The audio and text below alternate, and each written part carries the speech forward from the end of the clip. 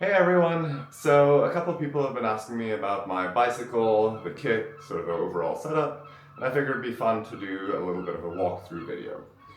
So it's going to be a little bit of a longer video than most of the ones I've been recording, but I'll put in sort of the different chapters, so feel free to hop through. Starting with the overall setup. So what I have here is known as a bike packing kit with the big saddle bag, the frame bag, and the handlebar bag. This is in contrast to the more traditional bike touring setup where you have these big bags up front on the fork and on the back. The bags are known as panniers. They're these fairly robust, heavy bags that then also need racks on the front and back to be attached. The bikepacking setup has become quite popular over the last 10-ish years. And the big advantage of it is that it's a bit lighter because it doesn't need all the metal frames, and it's more aerodynamic because it's sort of more slipstreamed with your body as opposed to the big bags that stick out on the sides. It does, however, come with the disadvantage that it is a little bit more cumbersome. Like packing these bags takes a lot more effort. Also because you don't have as much space, you need to buy ultralight equipment, and often that ultralight equipment can be a little bit more work to pack together and things like that. I'd say overall, I've been quite happy with the setup. Like I'm happy that I chose to go with this, but it has been fairly cumbersome, and it takes me at least an hour and a half in the morning to pack everything up. And I know people that have panniers, for them it can take as little as half an hour. So I think if I were to do this again, I'd probably go with a little bit more of a hybrid, so that I have some bags that are a little bit more convenient.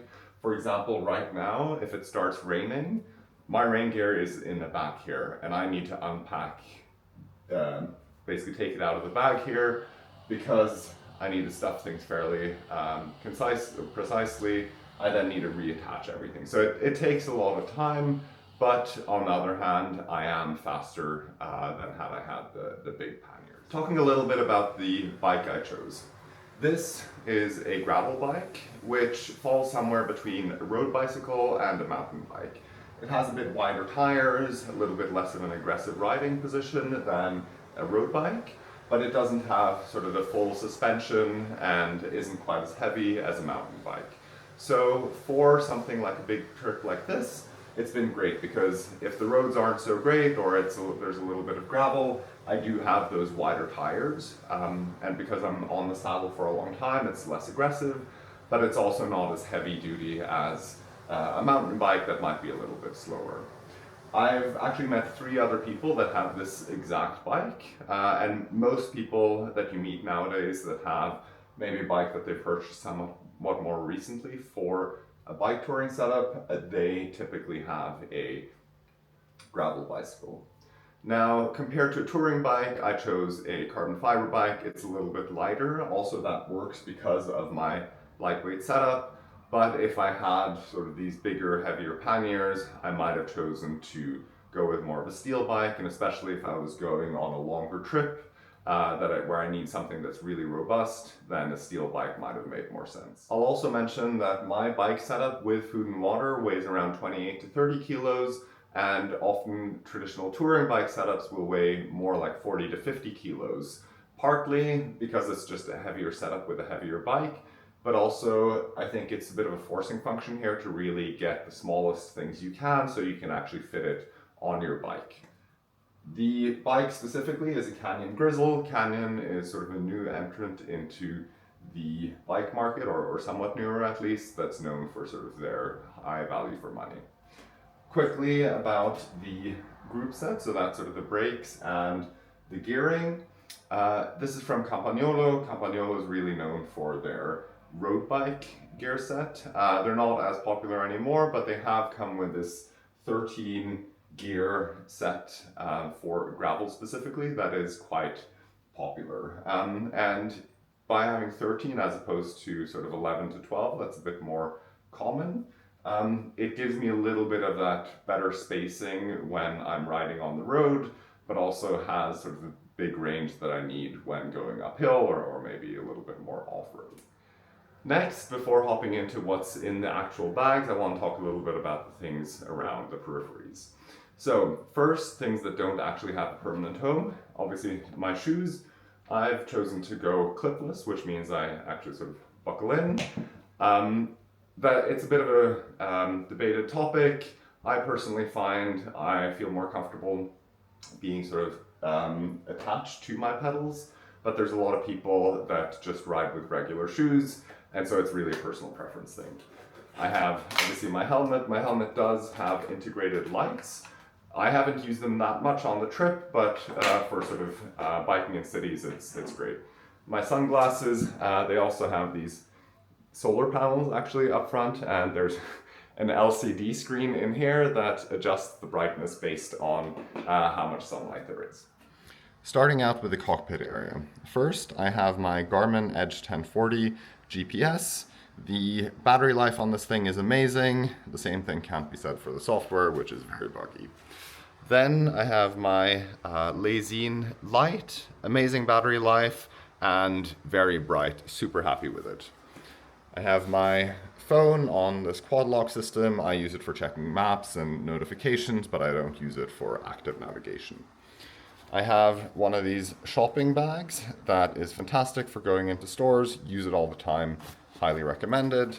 And I have one of these camelback or platypus-like water bladders that I use for drinking. On the back, starting out, I have my trusty red cup. It's sort of a joke in the bikepacking community that you have to have your cup attached to the outside.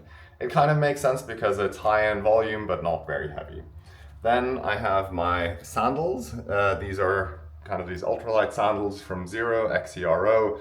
Very happy with those. And then I have my light. This is also a Garmin light. It actually has an inbuilt radar, so it tells me up front on my navigation device if there's a car coming in the back, which is very cool.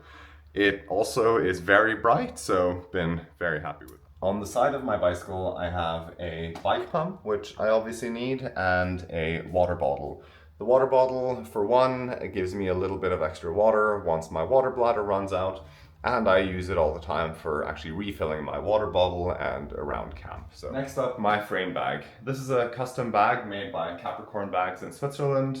You sort of want a custom bag just because all bike frame triangles are slightly different, and so if you get something off the shelf, it probably just won't fit your bicycle.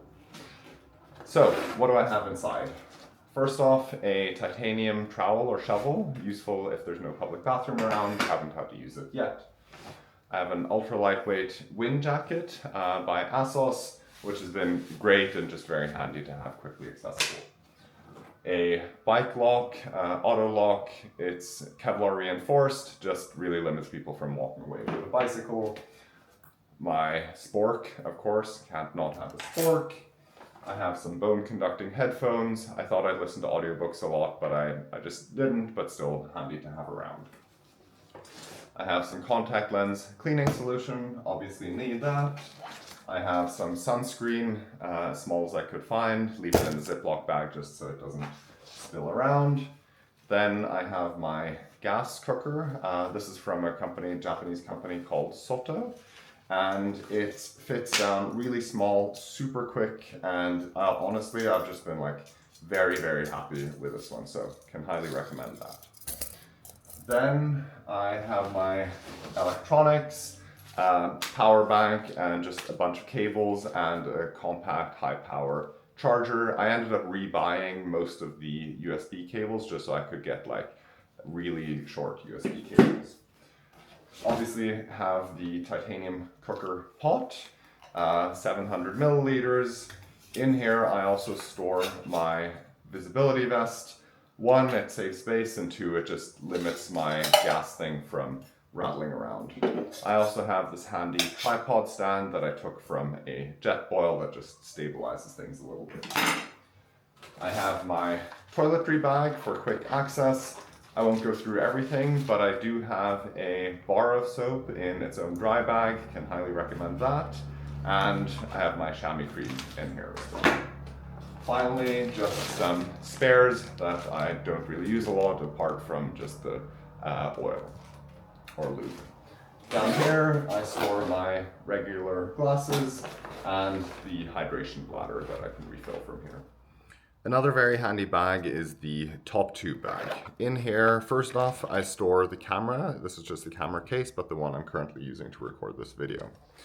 Then I have my Victorinox Swiss tool, very practical to have a set of pliers for any bike maintenance. I haven't needed it yet, but I'm very glad I have it. Then some hand disinfectant, obviously Swiss branded.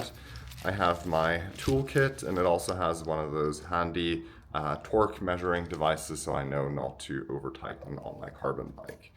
I have a pen that I use every once in a while, and some coins, because here in Norway, for a lot of the campsites, you still do need coins, and lip balm. Let's have a look at the handlebar bag.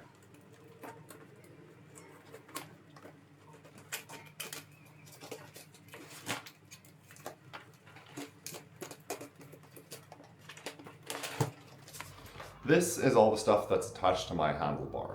It's actually a couple of different things. First, up front here, there's a separate bag that contains all my food.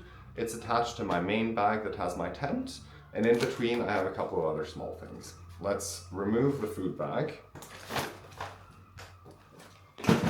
Up front here, I have one of these aluminum mats that's great for sitting, but I also use it to keep my quick dry meals or freeze dry meals warm while it's rehydrating.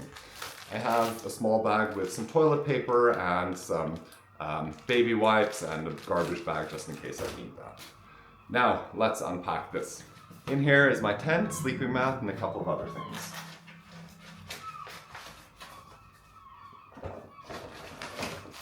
First aid kit. I have a dry bag to keep my tent sort of separated. It also makes it easier to slide it into the bigger bag.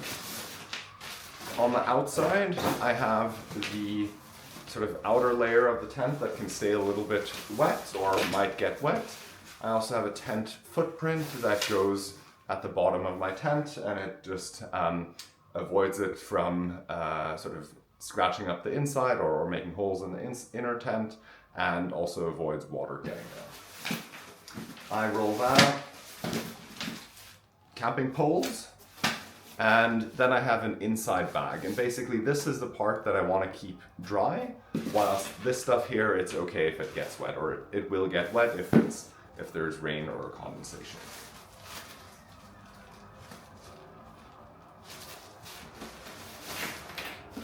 Here I have the inside tent, which really I'd like to keep dry.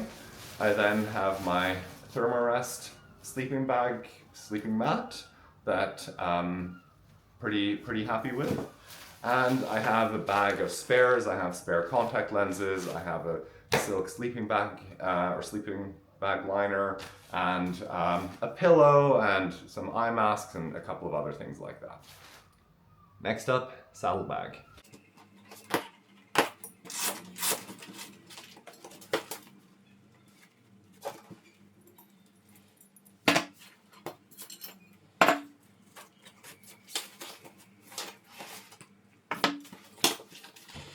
Let's have a look at what I have in my saddle bag. It's a 17-liter bag, but honestly, I'm quite surprised at how much I managed to fit in here.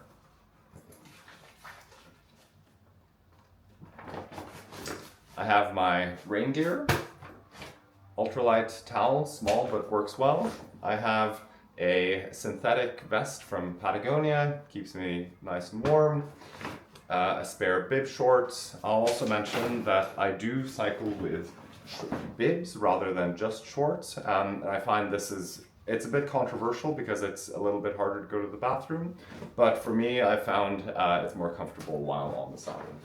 I have some warm things like a buff and some gloves, spare dry bag for laundry, very useful. I have my Patagonia fleece, also nice and warm. I have my regular clothes, so that's t-shirts, socks, undies, long johns. I have my pants. These are sort of sports pants as well as my joggers. A spare dry meal just in case, and then I have my tent. My sleeping bag. This thing, honestly, like, it's so small and then really fluffs up and gets really warm. Quite good.